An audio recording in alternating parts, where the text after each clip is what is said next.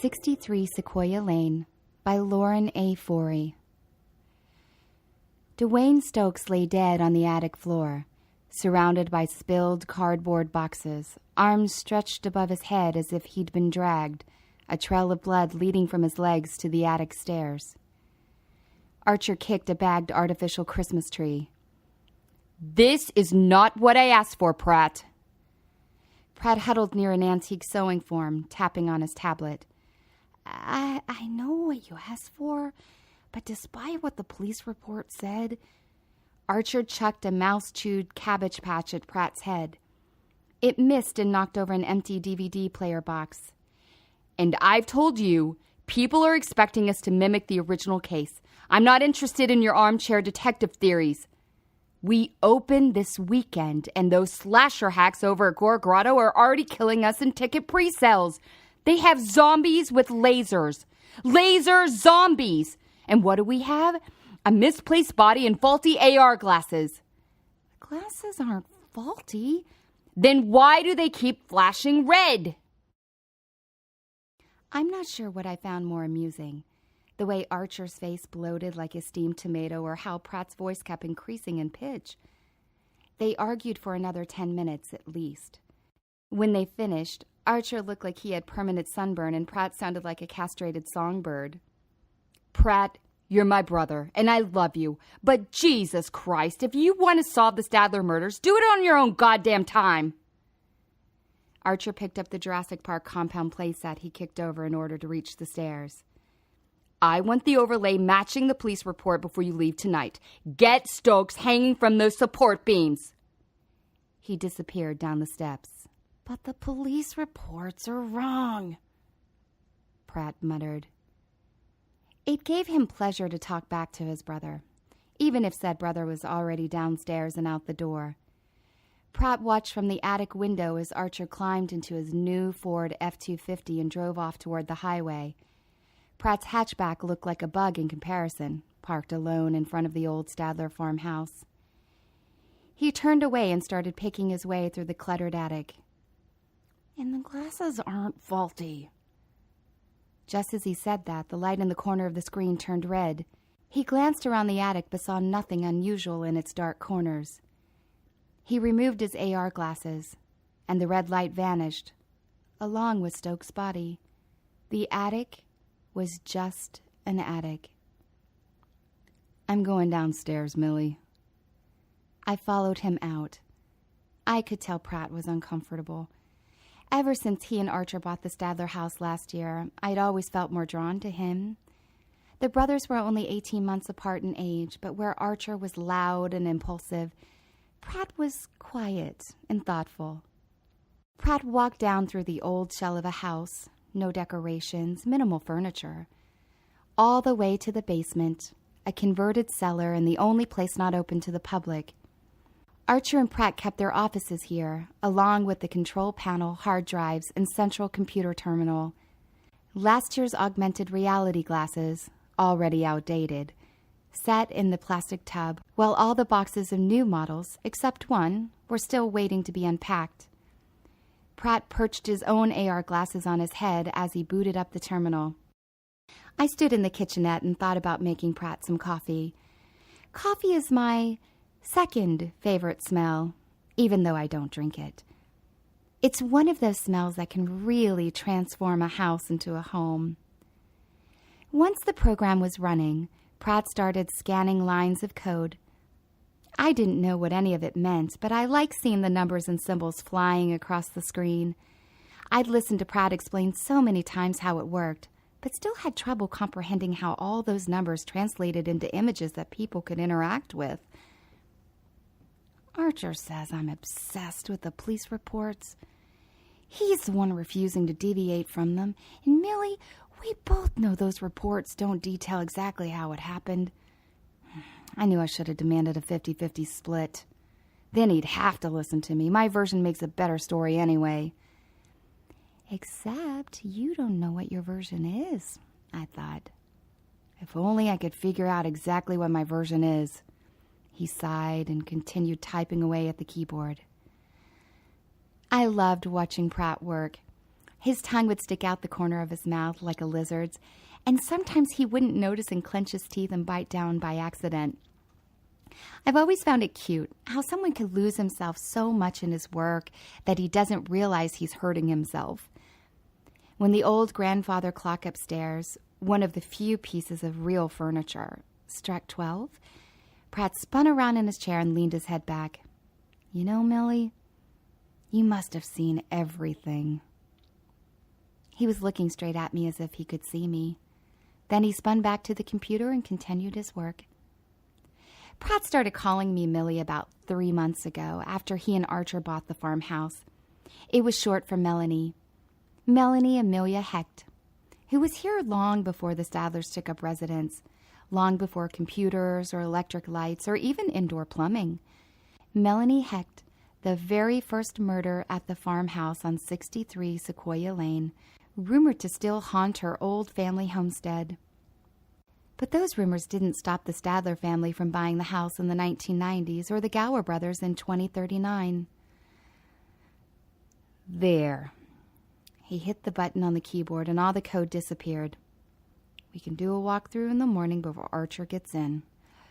He yawned. I didn't want him to leave, so I turned on the coffee maker. The water heated instantly, and with no mug underneath the spout, coffee began spitting onto the counter. Crap. Pratt ran into the kitchen and unplugged the machine, then gathered a bunch of paper towels and soaked up the mess. Thanks, Millie. I guess you think I should do a walkthrough now? He glanced at the clock. midnight. Well, it won't take long, but any glitches I find can wait till tomorrow. He tossed the wet paper towels into the recycling bin, then grabbed his AR glasses off the desk. He cleaned them off with a wipe and went upstairs to the beginning of the Stadler family horror experience, a full-sensory interactive augmented reality entertainment event fun for all ages, 17 and up. I personally don't see why people consider it fun to be scared to death. In my experience, when someone is about to have his life taken from him in a brutal and terrible way, fun has nothing to do with it. True fear is anything but. But I guess everyone is different.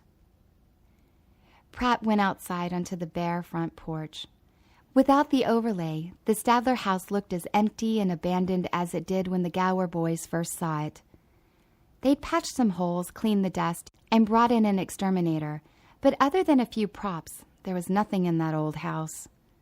That was the magic of the overlay, how it could bring the Stadler house to life just as it was that night on October 27th, 1999.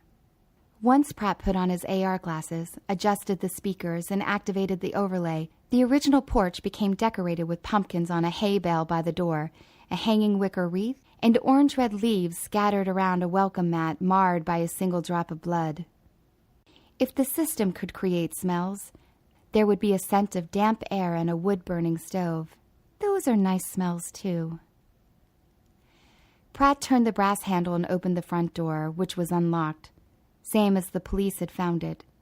Pratt stepped inside and closed the door behind him.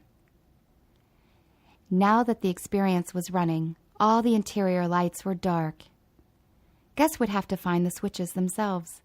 Pratt found the hall light easily and proceeded into the living room, which, thanks to the overlay, was now filled with a brown sofa and love seat, marble coffee table, framed Thomas Kincaid prints, and a compact Presario desktop computer that sat in the corner on a dark brown entertainment center.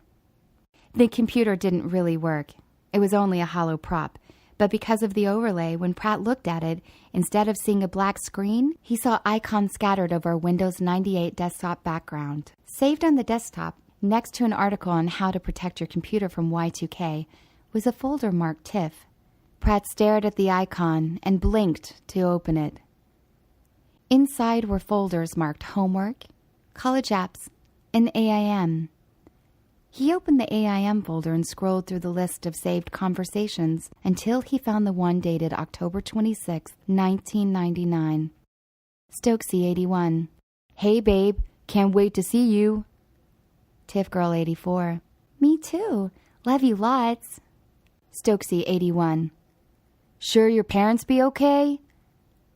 Tiff Girl 84. Please, they do whatever I say, and I say I want you. Stokesy81. Love you, babe. As Pratt closed the conversation, a chat window popped up. Stokesy81 was typing a message. Stokesy81. Tiff, you at your grandparents' house? Stokesy81. Talk to me. I see you're logged on. Stokesy81. Seriously, Tiff, where are you? Stokesy81. We need to talk. Tiff Girl 84. I need you. Stokesy81. I'm here, babe. Tiff Girl 84. I need you to kill them. Then the screen went black.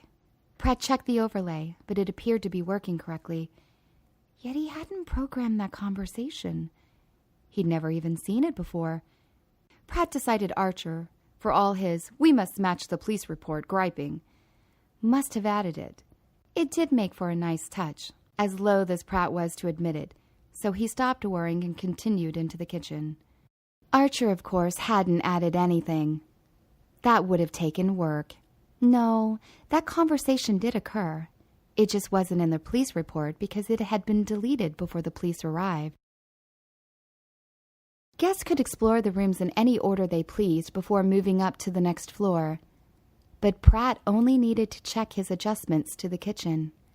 The Stadler's old coffee maker was set ready to brew at 7 a.m., though there would be no one left to drink it. Pictures of Tiff and her younger twin brothers decorated the refrigerator, held in place by magnets for pest control, home alarm systems, and realtors.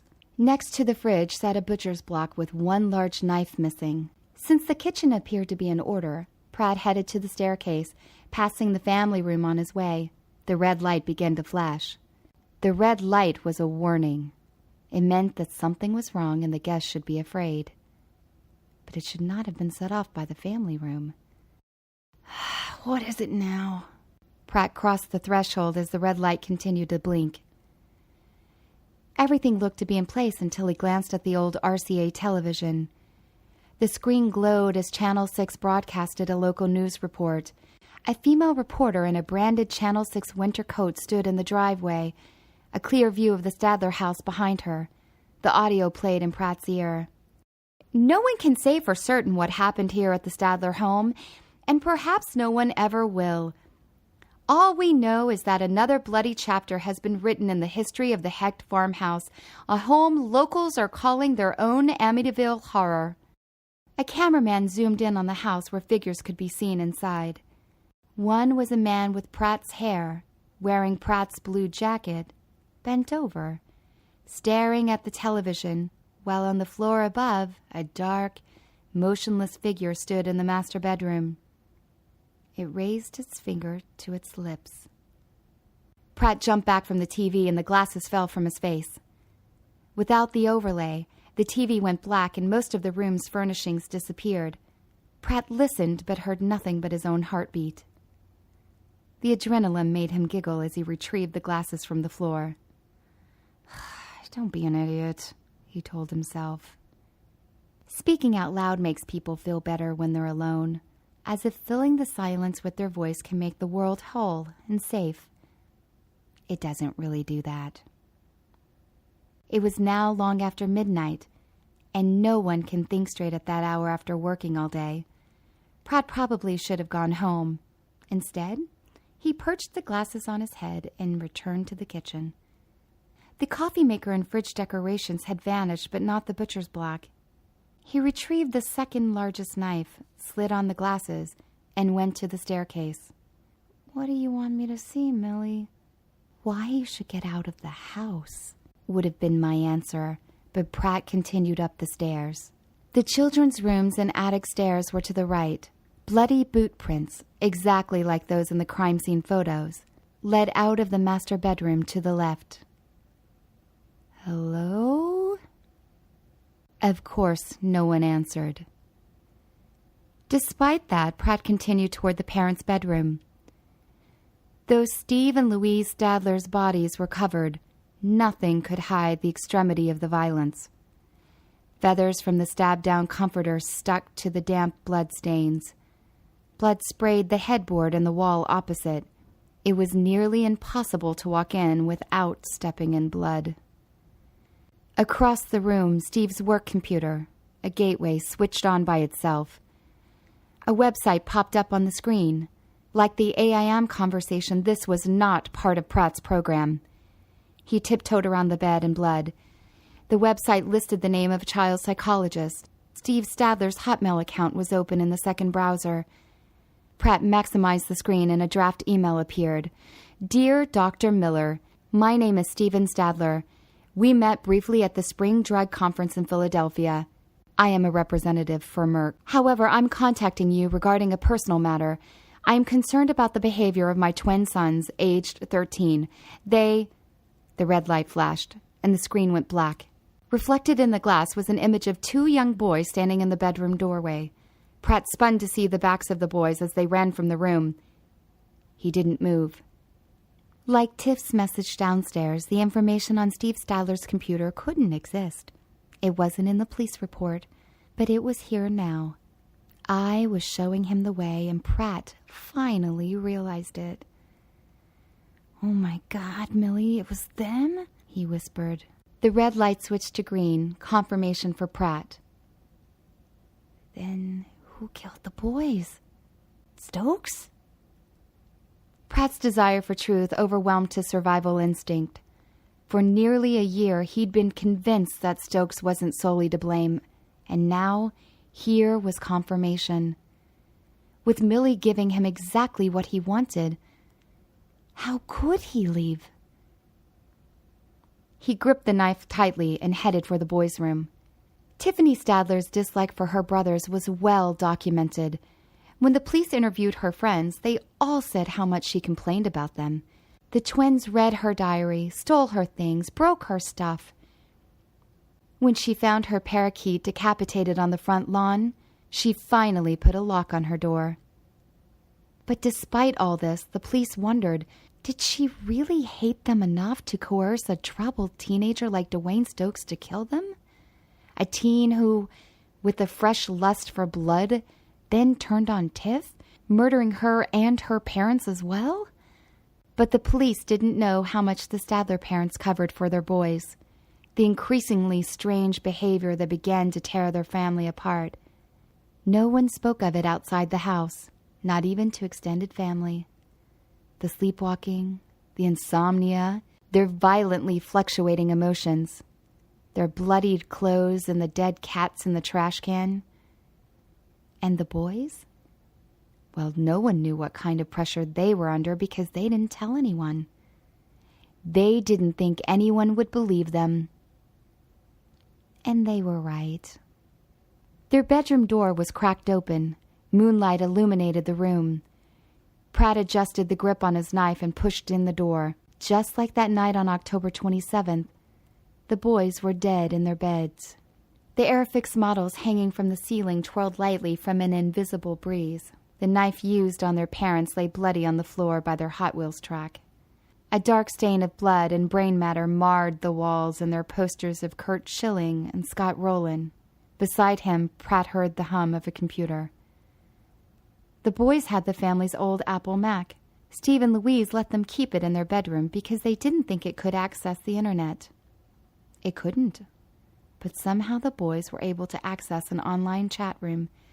A chat room which now appeared on the screen. Double Trouble 0228. We can't. We don't want to do that. Squall 63. You have to. Double Trouble 0228. No, that's too much. Don't make us. Squall 63. You know what will happen if you don't. You can be just like Mr. Peepers.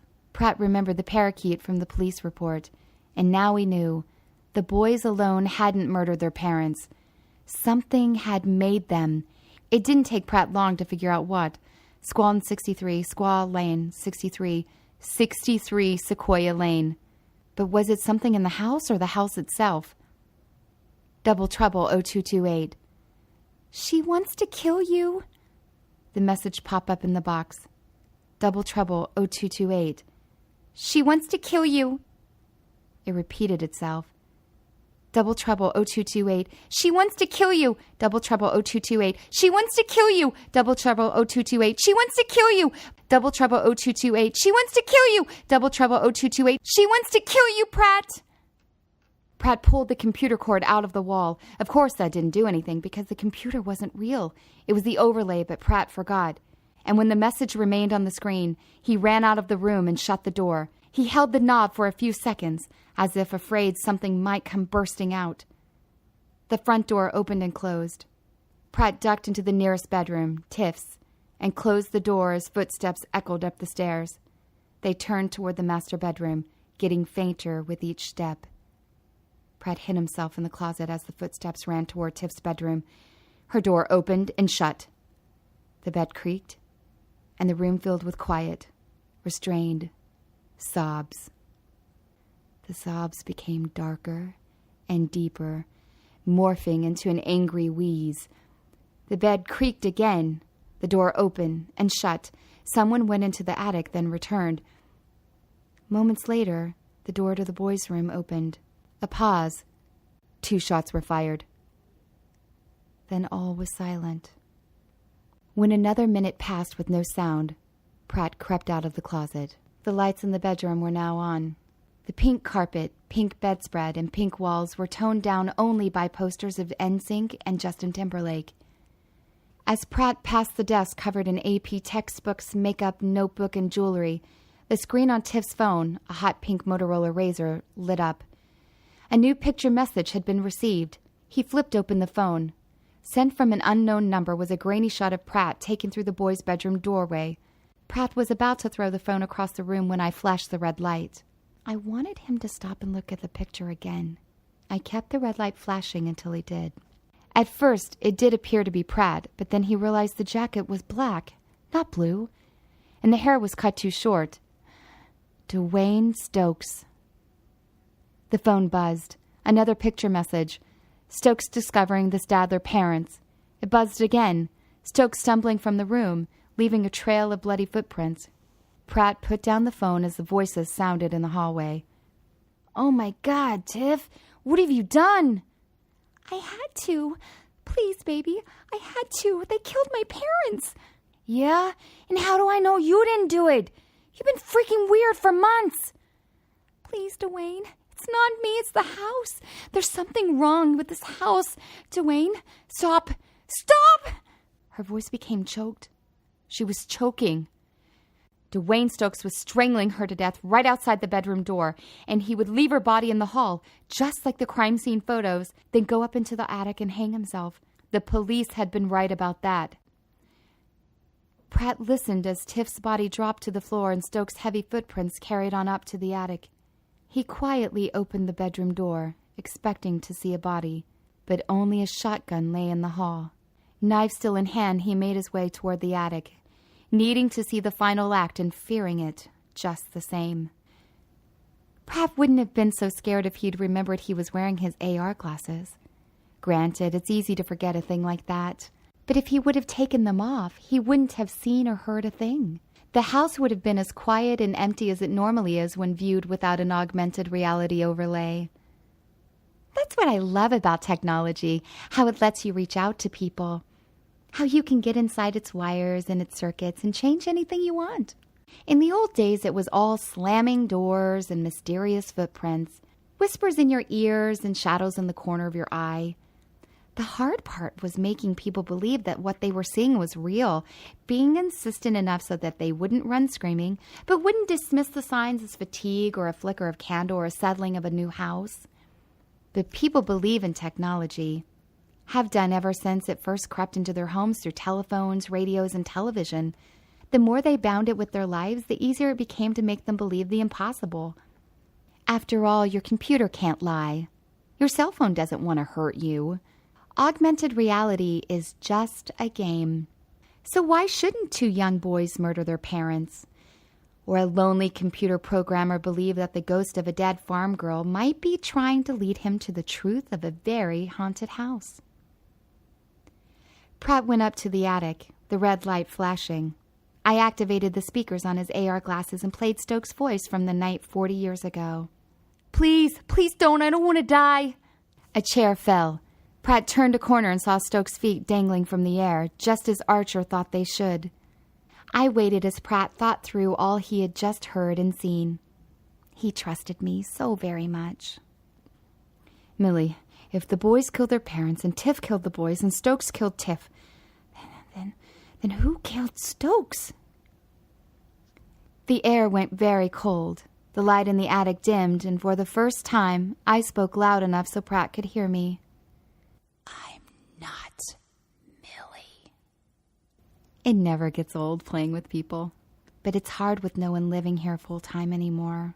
That's why I liked Pratt so much. He was in the house so often he might as well have lived here. Now he lay at the bottom of the stairs, bleeding out from the knife sticking into his side. Blood is my most favorite smell. It can really transform a home into something else entirely. I let Pratt's seep into the old floorboards, joining the Stadlers and Millie's and all the others, and embraced it with a sigh. Dawn had long since broken when Archer's car came down the drive. I welcomed him with open doors.